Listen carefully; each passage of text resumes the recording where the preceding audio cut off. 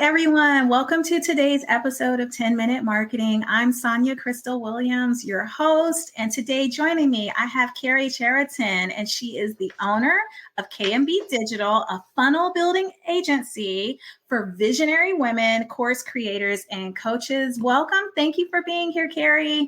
Hello. Thank you for having me. I'm so excited to be here. Absolutely. So I want to go back to your bio because it says funnel building strategist. And I feel like funnel is one of those words that like people hear a lot, but I feel like they don't exactly know what that means. I want to start, or maybe they do, but I don't know if they understand the fullness of it, which is why I think it's really great having you here today. So let me start with the most basic of basic questions, Karrie. To you, what's a funnel and what's the value of any brand having a funnel set up for themselves? Sure. Well, to put it simply, a funnel is just like the journey you're taking your customer through from how they meet you to potentially a sale or booking a call. Like you're in charge of the funnel. Like you will reverse engineer it. What's the thing? Do you want a sale? Do you want a call? What's the end game? Mm-hmm. And so the way that I talk about what a funnel is I compare it to what it's not, because I think most people know by now what a website is. You go to a website, it's usually like 3 to 5 pages. There's tabs on the top, like about and contact me and, all the things. And so and potentially a blog. So when you go to a website, and that could be a whole nother conversation about websites versus funnels. Absolutely. But basically, when you go to a website, you do try to do a similar thing. You try to get a similar outcome. But there are so many places as you're reading down to jump off. It's like, okay, I came to this page to really learn about Sonja, for example. And then it's like, oh, well, she does Facebook ads and she has a blog. And, you have like all these options. Oh, here's a case study, all the things. And so I may not get to where you want me to get to because it's like, we're all busy scrolling with one intention. Kid calls, husband calls, something happens, and then you leave, right? And so nothing got accomplished. Whereas a funnel is like virtually the same thing, but with no jump offs. It's like, here's the thing. Why do you need it? Why am I the person to help you? And like book the thing, buy the thing, whatever. And there's like no place to go except to take action. And it's the one singular action. And so that's, it kind of works for comparison, like what are you looking at? Because you may be looking at a funnel. I mean, a funnel has a URL, it doesn't have to be your website.com/something, you can just buy a URL. I had a Pinterest course. So it was like, go to pinningfoundations.com, and it's not there anymore. But that was sending them to a funnel. And it was like, buy the course. So there are similarities in that regard, but you may not even know you're on a funnel. Right. Unless you're probably a marketer. Yeah. Like, so the average person would think of this like, I went to this site and there's some kind of offer being flashed in front of me, and I click it and it takes me to this webpage. And from our point of view as marketers, you're now in my funnel. Right, exactly. So, and I think you kind of described it, like the value of having that funnel is it's directing your audience where you want them to go, which could lead to a lead or a sale. Great point. At what point does an organization need that? Like, when do I wake up and say, you know what? I've got this website, and I always call them like a brochure style website. It's great. It's informational, but it might not convert people. At what point does someone need to say, I think I need a funnel, or I need a lead magnet or an offer or something in place that's going to start to bring people into my funnel? I would say that it should be the very first thing, even before a website, because I know when I got started in business, I didn't have a website, but I had, a LinkedIn profile. You can always send people somewhere. But the whole point is that you need to grow an email list and Okay. people that you can reach out to. And so the best way to do that is what you had mentioned, is a lead magnet. And so to get the lead magnet, you create the lead magnet funnel. And so, it's just send someone to your funnel, sign up, get a thing, whatever it is, that shows your expertise and your knowledge, and then go to the next step. So that was something that I wish I had done sooner in my business. It took a while, but it's definitely one of the very first things that a business should have. So any business can do this. If I'm doing it and I don't have a website yet, like, what does a person use? Even some people, if they have websites, like, what are good softwares or tools or apps that people could use to host their funnel? Yeah, there's a couple different types of software. I mean, one, if you have a website, oftentimes you can have a funnel on a website page. Okay. So that's using like software that you already have. There is specific funnel software. Like there's so many, Kartra, High Level, System.io. I mean, there's a gazillion out there. They make it a little bit easier to do a funnel, and it may be less overwhelming or less complicated. Like if you're like overwhelmed at the thought of creating, like, oh my God, I don't have a website, you can often do something, even a single funnel page could be a website, and you can have like a single page website. But there's specific funnel software. And then the third place I would argue is an email software platform, like ConvertKit. Okay. One of those things. Usually, well, I don't want to say usually, but it usually does simple funnels. So it would be a great place to do like a lead magnet funnel. If you're just getting started, get an email software platform, and then have an opt-in page. That's I think that's kind of usually where people start, like when kind of they're dipping their toes into like what I need to do. And then when the whole world of marketing opens up, then it's like, then it leads to the overwhelm. Do I need funnel software? Can I build it on my website, etc.? So there are a lot of different places, not necessarily a right or a wrong, just sort of depends where you are in your business and where you intend to go. Yeah, I think that's a good point, because a lot of people will have MailChimp or ConvertKit. I haven't used Constant Contact in a long time, but I know that's a really popular one. And those are places where it's usually starting out with a landing page to host whatever's being offered. And then, eventually you could get into those softwares but that's more money. So if you already have an email list, like that's a great starting point, because you might already be paying for that email software. And then over time, as your funnel gets more sophisticated or you build multiple funnels, that shift can start to happen. So Karrie, tell me where you come in with your service. At what point are you usually helping business owners? Is it building the funnel from scratch, or is it people that have a funnel and they're like, what do I do? I built this thing. I don't know what to do with it. Because I hear that a lot. And you're like the perfect person to step in and say, well, here's what you do. So where do you come in and help?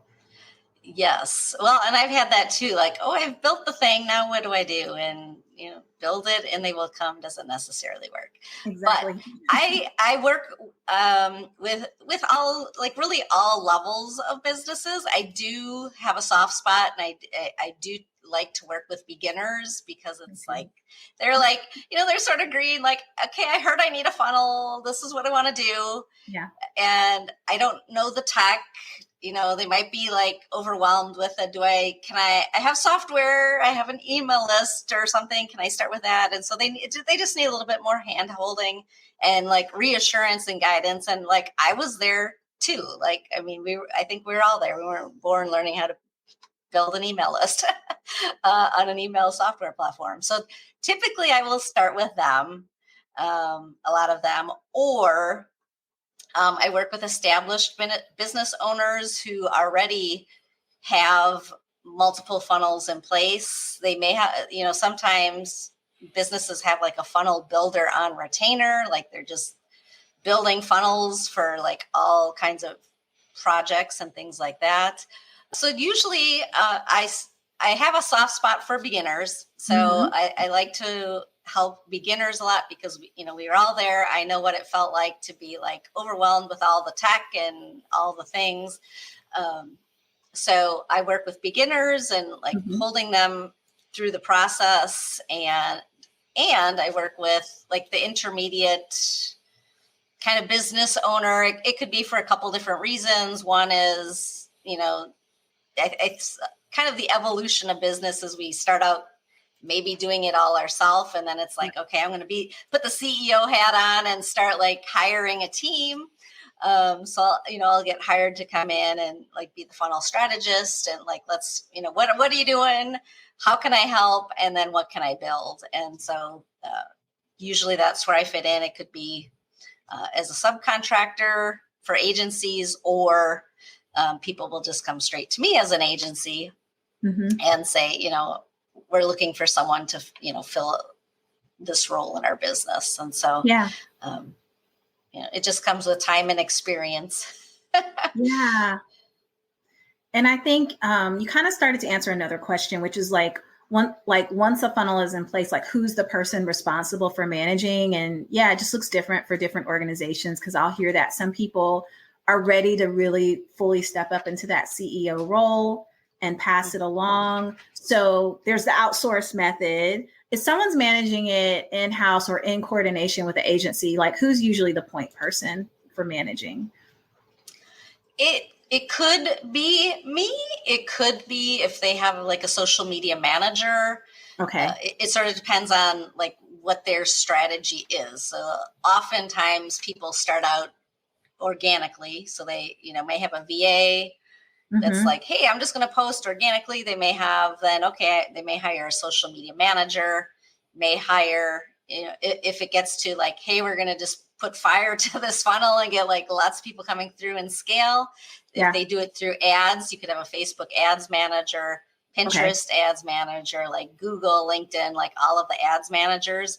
Then in that case, typically like my role is kind of, I say at the end where it's like, okay, now all the traffic is coming through and I'm the one analyzing it. So like, are you getting sales? Why or why not? Or, a lot of people think if they're a lot of times as business owners will pull like, hey, I want like a, $1 million launch. Right. And then they don't get it. And they're like, oops, why I didn't get that. And it's like, well, was that realistic in the first place? So I'm usually like that person at the end of the funnel. Then at this point, like analyzing as the traffic has gone through. And so then like when you get to a larger team, then there's typically like a online business manager or an ops manager or somebody. So it just kind of, it evolves really. And it depends on the organization. That's a good point. And evolving could take years. Some people want this stuff to happen overnight, but it doesn't. Don't we all? It just doesn't work that way. So the other piece is, we talked about kind of like the intro of the funnel, which is there's an offer, it's sitting on a web page, and then people are going to sign up for that offer. And that's I'd say kind of oftentimes the starting point. Like we might call it a conversion, but it's usually the starting point, because now this person's on your email list. In many cases, they might not make a purchase right away. So that's one part of the funnel. Let's talk about the next part of the funnel, which is, okay, they're on my email list. Now what? What are the pieces that come into play once? Because a lot of people are great at that first step where they create and come up with some fun offer. Go ahead. I think even like stepping behind that, it's like, yes, you have the offer, but you have to get your offer seen. So it's like really the whole, like they call it top of funnel. Like how do you get your funnel in front of people? And so that was sort of what we alluded to. You build the funnel and like, why is no one buying, or, why is no one seeing it? And a lot of times like beginners who are like told you need a funnel, they're like, okay, build the funnel, but who am I going to sell to? And so it to me, like that's the very beginning of like, how do you get people into your funnel? And so that is, what I typically see is that it's usually not your offer. It's usually not the funnel. Usually all that works. It's you're having a conversion problem because you have a traffic problem, which means that not enough people are seeing your offer. And that's probably why you're not getting as many sales, because I think we kind of go with unrealistic expectations that, oh, if everyone like goes to my landing page or the page, that they're going to automatically buy. And so like from a sales perspective, I mean, then like what you were talking about is like a lead magnet funnel. So it's like we have the lead on our email list. They got our little freebie thing, whatever that was. Now what do we do with them? And that is another drop off point where it's like, I got you on my list, but then if you don't have like regular contact, I mean, first it starts like usually when someone purchases, then there's like what they call the welcome sequence. And so a lot of people that see your funnel are signing up. We call them cold traffic because they may have never heard of you before. So now it's sort of like, you know, you and I are meeting for the first time. What am I going to say? Hey, Sonja, buy my thing, right? I mean, you'd be like, you know, what is that? I don't even know you, right? So it's like it's like people equate it to dating. It's like, you know, you just don't, you're not like, hey, buy my thing, or, you know, hey, let's work together. People need to know each other. And so in that welcome sequence is where you're sharing more about you, maybe your philosophy, how you work, you know, like I like to work with women. I'm a homeschool mom. I usually work with parents, you know, so it's probably in your marketing messaging too, who you're going to kind of like vibe with. But, you know, it's a way to, at that point, I mean, someone may have jumped on your list and then you're going to go through your welcome sequence. That's kind of like that informal, like dating. And people are like, I don't know, she seems like a little bit too much, or yeah, you know, she's someone that I feel like I could trust. Like she's, you know, you share some of your experience. You may want to share other content you've created as a way to let people know about you and what you do. And so that's sort of like that feeling thing, that relationship, like, okay, is this someone who I can work with? And so as the business owner, you need to definitely have like that welcome sequence. But then after that, you need to have a regular email, like newsletter or email cadence. Like, is it once a week? Is it once a month? You know, set the expectation. Usually you can do one of two things, is like kind of at the end of the welcome sequence, after we've kind of like danced around and got to know each other.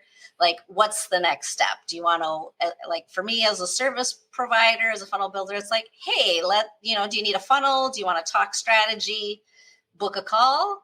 Or, you know, maybe you're not at that point yet in your business where it's like you have a thing to sell, but tell them, okay, you know, now you're on my email list. You know, the welcome sequence is over. We've gotten to know each other, and you're going to hear from me like once a month. Yeah. Or, you know, or once a week, so that when you pop up, like I prefer like once a week, so that you're, you know, continuing to stay in front of someone. But like, you know, I know it's hard to be consistent. And so then like, you know, tell them, oh, I'm going to email you. I have a monthly newsletter, so that when you show up a month later, they're not like, oh yeah, who are you?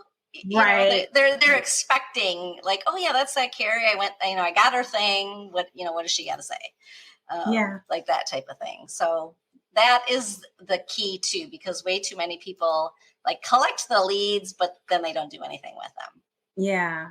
So, okay. So I kind of skipped a step. Let's rewind. So we jumped to step 3. So step 1, offer in place, something to get people into the funnel. Step 2, which we're about to talk about, we need to get traffic there. Step 3, which you just talked about.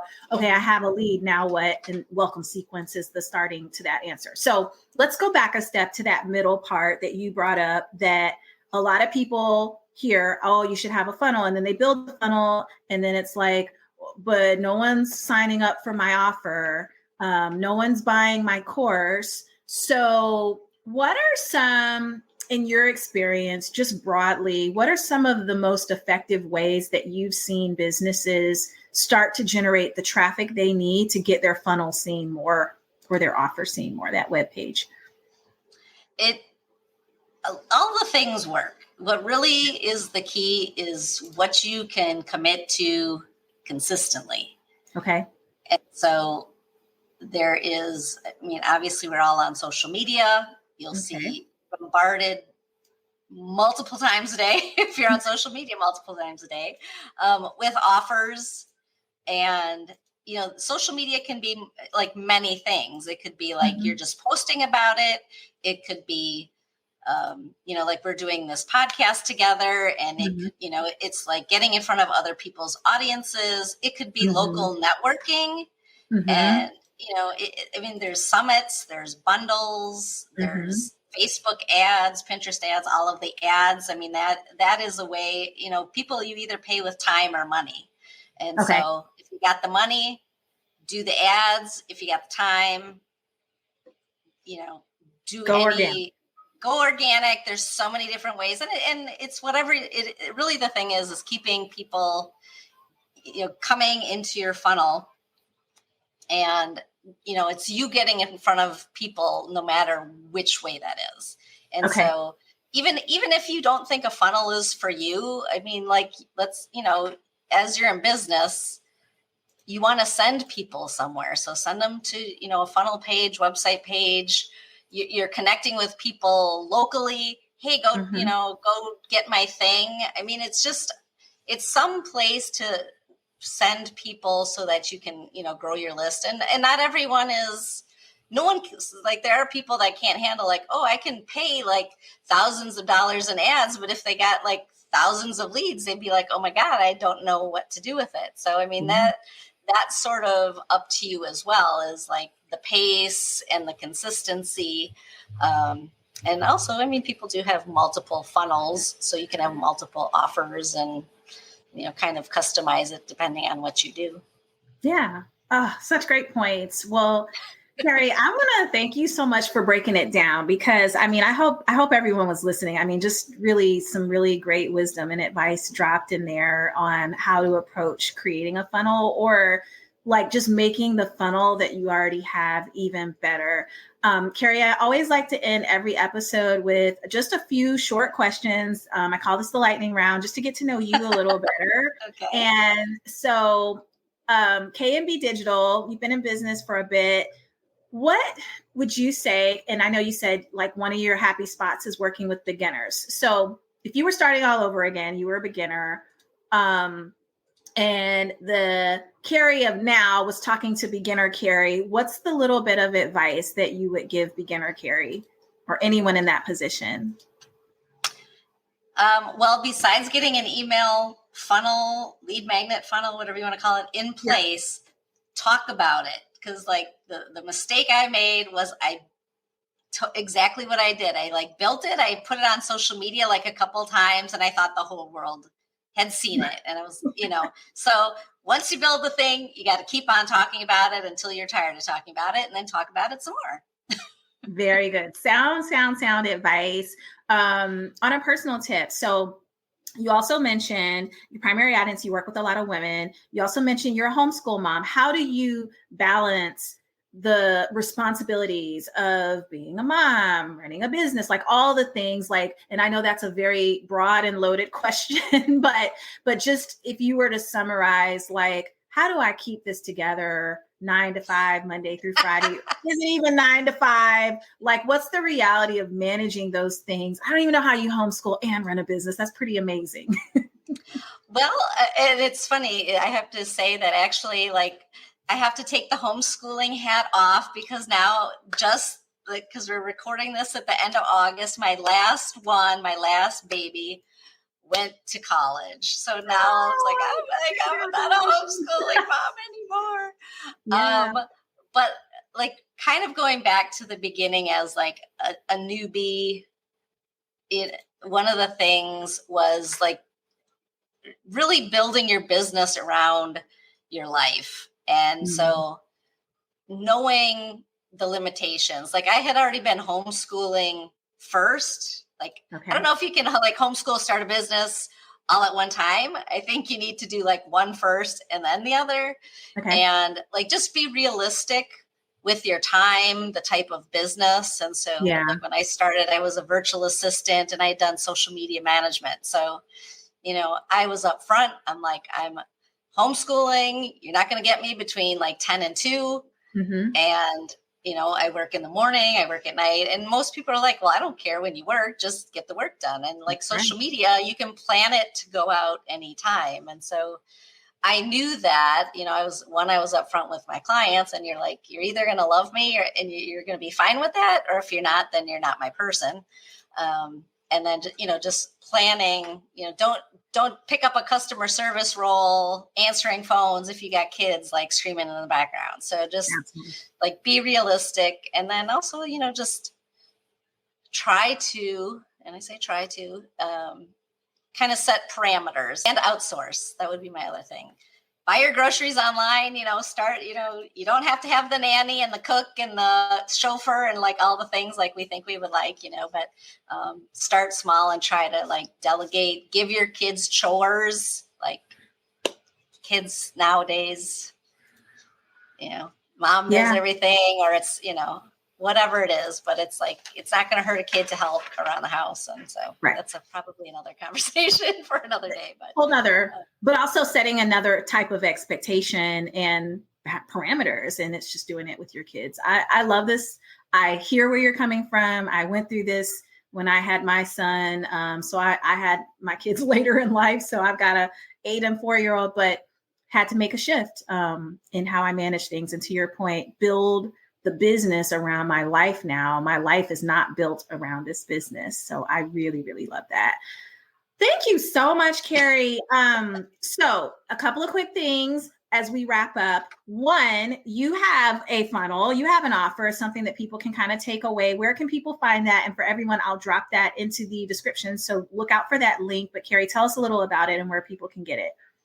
Sure. This is my Flood Your Funnel with Traffic guide. And so this like goes back to exactly what we were talking about, but this has like over 50 ways to get traffic to your funnel. And so there may be things that you're like, oh, well, yeah, duh, but like what else, And so there's just so many ways, and it doesn't have to be just one way. So you could like implement a couple.